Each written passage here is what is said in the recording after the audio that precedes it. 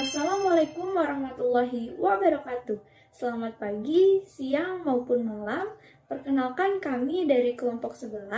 Pada kesempatan kali ini, kami akan membahas tentang Centella asiatica sebagai antiinflamasi. Sebelumnya, izinkan saya, Amelia Nurfadilah, NIM 1622128, untuk membuka presentasi pada hari ini. Di sini saya bersama teman-teman akan membahas beberapa materi. Yang pertama, apa itu Centella asiatica. Yang kedua, apa saja senyawa yang terkandung dalam Centella asiatica. Yang ketiga, apa itu antiinflamasi. Dan yang keempat, bagaimana aplikasi Centella asiatica sebagai antiinflamasi. Nama saya Jiania Salsabila dengan NIM 162210113. Di sini saya akan menjelaskan tentang apa itu Centella asiatica dan klasifikasi mengenai Centella asiatica. Centella asiatica merupakan tanaman herba tahunan yang tumbuh menjalar dan berbunga sepanjang tahun. Tanaman Centella asiatica adalah tanaman liar yang banyak tumbuh di perkebunan, ladang, tepi jalan, serta pematang sawah. Tanaman ini berasal dari daerah Asia tropik, tersebar di Asia Tenggara, termasuk Indonesia, India, Republik Rakyat Tiongkok, Jepang, dan Australia. Kemudian, menyebar ke berbagai negara-negara lain. Nama yang biasa dikenal untuk tanaman ini adalah pegagan, daun kaki kuda, dan antanan. Di dalam bahasa Tagalog, nama Centella asiatica dikenal dengan takip kohol. Di dalam bahasa Cina, dikenal dengan nama benggawan dan han kicau. Dalam bahasa Inggris, Centella asiatica dikenal dengan nama spanleaf dan pohikula. Selanjutnya, saya akan menyebutkan klasifikasi dari tanaman Centella asiatica. Kingdom Centella asiatica adalah plantae. Subkingdomnya adalah Tracheobintha. Superdivisinya adalah Spermatophyta. Divisinya ada Magnoliophyta. Kelasnya adalah Magnoliopsida. Subkelasnya adalah Rosidae dan ordonya adalah Apiales. Lalu familinya ada Apiaceae, genusnya adalah Centella, dan terakhir spesiesnya adalah Centella asiatica.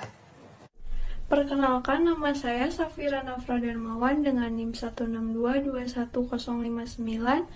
Selanjutnya ada morfologi dari Centella asiatica yang dapat kita amati menjadi 4 bagian. Bagian pertama adalah bagian akar. Bagian akar dari Centella asiatica berwarna putih dengan rimpang pendek dengan stolon 10-80 cm. Yang kedua ada bagian batang. Bagian batang dari Centella asiatica merambat dan juga memiliki banyak cabang dengan tinggi tanaman sekitar 5,39 sampai 13,3 cm. Yang ketiga ada daun. Daun dari Centella asiatica berbentuk seperti ginjal dengan tepi daun yang bergerigi. Jumlah daun dari Centella asiatica ada 5-8 untuk tanaman induk dan ada 2-5 untuk tanaman anakan. Tangkai daun dari Centella asiatica berkisar antara 5-15 cm. Yang terakhir ada bunga. Bunga dari Centella asiatica muncul di daerah sekitar ketiak daun, berbentuk seperti payung dan terdapat 3 bunga yang berwarna putih atau merah muda. Selanjutnya ada pemanfaatan tradisional pada Centella asiatica. Nah, di Asia sendiri Centella asiatica diyakini dapat menyembuhkan luka kecil, goresan, luka hipertrofik, luka bakar, dan juga sebagai agen antiinflamasi pada eksim. Di Malaysia, mereka mengonsumsi langsung daun Centella asiatica karena dipercaya dapat meningkatkan fungsi memori dan juga menyembuhkan kelelahan mental, anxiety, dan juga eksema. Di India, Centella asiatica diyakini efektif dalam mengatasi inflamasi, anemia, asma, kelainan darah, bronkitis, demam, urinary discharge, dan splenomegali atau pembesaran limfa. Centella asiatica sendiri dapat kita jumpai di tempat yang agak lembab dan terbuka atau agak ternaungi seperti pesawahan dan sela-sela rumput. Perkenalkan, saya Nadia Hershifa dengan NIM 162211085. Pada kesempatan ini saya akan menjelaskan mengenai senyawa yang terkandung dalam Centella asiatica. Yang pertama adalah Madecassosida dengan rumus senyawa C48H78O20. Madecassosida memiliki beberapa manfaat. Yang pertama adalah menghambat sitokin. Sebagaimana kita ketahui, sitokin memiliki peran yang cukup signifikan dalam sistem kekebalan tubuh. Namun, jika jumlahnya berlebih, tentu juga tidak akan baik dan akan merusak sel-sel yang ada di dalam tubuh itu sendiri.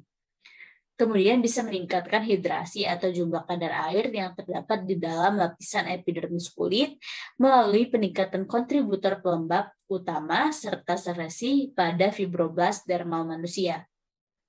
Pun Madecassosida juga dapat meningkatkan aktivitas antioksidan dan sintesis kolagen serta memengaruhi angiogenesis atau pembentukan sel darah baru dari sel darah lama yang sudah ada sebelumnya, yang mana nantinya akan berperan aktif dalam penyembuhan luka bakar. Kemudian asiaticosida dengan rumus senyawa C48H78O19. Asiaticosida memiliki beberapa manfaat. Yang pertama, merangsang angiogenesis sehingga adanya peningkatan ketegangan dan juga elastisitas pada bagian yang ingin disembuhkan. Kemudian bisa menyebabkan peningkatan hidroksiprolin. Hidroksiprolin merupakan asam amino utama kolagen dan dengan adanya peningkatan atau diperbanyaknya jumlah dari hidroksiprolin tentu akan semakin mengoptimalisasikan pengolahan kulit yang ada pada prosesnya. Kemudian juga bisa dapat meningkatkan kolagen dan epitelisasi atau penebalan lapisan epitel yang lebih baik pada luka. Asam arik asik dengan rumus senyawa C30H48O6 yang memiliki manfaat untuk meningkatkan total protein, kolagen, dan kandungan hidroksiprolin, terutama hidroksiprolin peptik. Asam arik asik juga dapat menstimulasi atau merangsang migrasi sel dan jaringan yang ada di sekitarnya, khususnya daerah luka, sehingga dapat terjadinya peningkatan fibroblast dengan adanya rangsangan tersebut. Perkenalkan, nama saya Cindy Claudia Manalu. Asam asiatik, rumus kimia C30H48O5. Manfaat: menunjukkan aktivitas antiinflamasi dengan menghambat inducible nitric oxide synthase, suatu isoenzim yang bertanggung jawab untuk katalisis pembentukan oksida nitrat. Flavonoid. Manfaat: memiliki molekul antiinflamasi yang bekerja melalui beberapa mekanisme berbeda, seperti penghambatan enzim pengatur dan faktor transkripsi yang berperan dalam pengendalian mediator yang terlibat dalam peradangan. Kedua, merupakan antioksidan kuat sehingga memiliki dampak yang cukup signifikan pada mekanisme kekebalan tubuh yang penting dalam proses inflamasi. Alkaloid. Manfaat: 1. Mengganggu aktivitas gen inflamasi dan menghambat ekspresi berlebihnya. 2. Menurunkan regulasi tingkat sekresi faktor inflamasi. Terpenoid. Manfaat: 1. Meningkatkan presentasi kolagen dan fibronetin lapisan sel secara signifikan. 2. Berefek menguntungkan pada stimulasi pematangan jaringan parut dengan produksi kolagen tipe 1. 3. Menurunkan reaksi inflamasi dan produksi myofibroblas. Saponin. Manfaat: 1. Menyebabkan pengurangan granuloma parut. 2. Meningkatkan kekuatan tarik-menarik kolagen atau ruptur dalam jaringan parut. Setelah mengetahui apa itu Centella asiatica dan apa saja senyawa yang terkandung di dalam Centella asiatica, saat ini saya akan membahas tentang apa itu inflamasi dan antiinflamasi. Nah, jadi apa itu inflamasi? Inflamasi atau peradangan merupakan respons pertahanan tubuh atas terjadinya suatu injuri dari benda yang tidak dikenal tubuh, seperti ancaman infeksi bakteri, trauma, autoimun, virus, dan toksin. Proses inflamasi merupakan mekanisme pertahanan utama bagi tubuh dengan membentuk sitokin-sitokin maupun mediator yang bertanggung jawab dalam inflamasi. Nah, setelah kita mengetahui apa itu inflamasi, kita perlu mengetahui apa itu antiinflamasi. Antiinflamasi atau anti peradangan adalah bahan atau perawatan yang dapat mengurangi peradangan atau pembengkakan. Obat antiinflamasi atau biasa juga disebut anti peradangan atau antifalogistik atau bahkan deflamin itu mencakup sekitar setengah analgesik. Obat ini menyembuhkan rasa sakit dengan mengurangi peradangan maupun opoid yang memengaruhi sistem saraf pusat untuk menghalangi sinyal nyeri ke otak. Perkenalkan, nama saya Devi Cintana Olga Safatrista dengan NIM 162211104. Pada kali ini saya akan menjelaskan apa itu penyakit Alzheimer dan apa penyebabnya. Penyakit Alzheimer adalah jenis demensia yang ditandai dengan penurunan fungsi kognitif progresif yang mencakup semua fungsi intelektual dan berpotensi mengakibatkan ketergantungan penuh untuk memenuhi kebutuhan dasar sehari-hari. Alzheimer disebabkan karena adanya peningkatan produksi protein beta amiloid.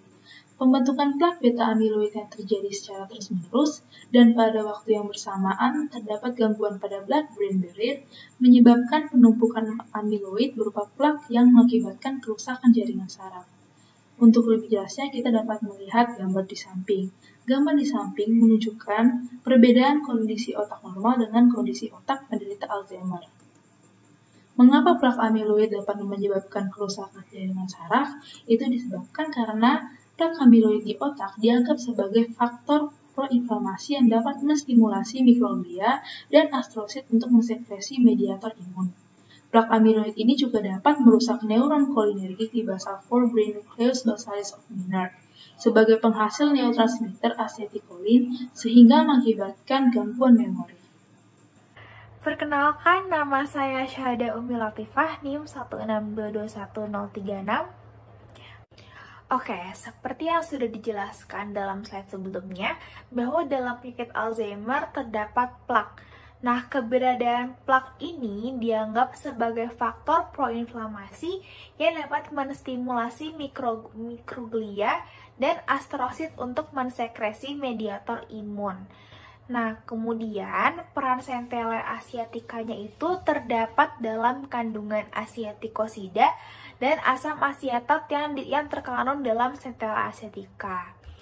Jadi, kalau asiatikosida itu, dia itu membantu memberikan efek perlindungan syaraf pada penyakit Alzheimer.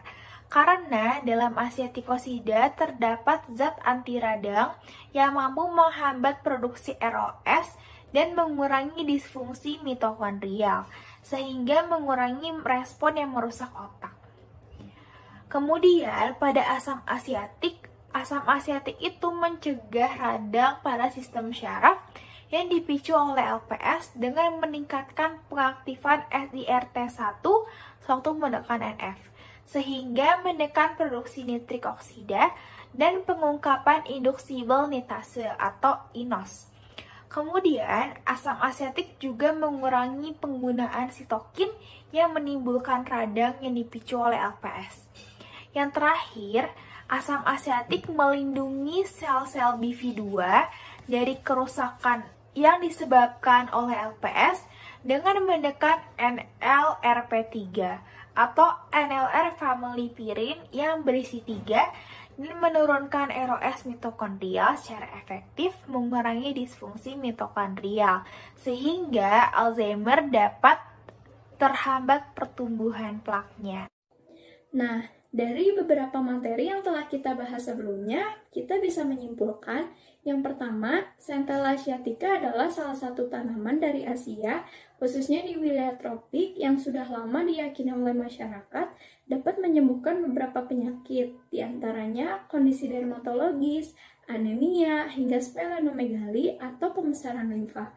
Yang kedua, Centella asiatica memiliki beberapa kandungan bahan aktif, diantaranya adalah madekasosida, asiatikosida, asam madekasat, asam asiatat, flavonoid, alkaloid, terpenoid, dan saponin.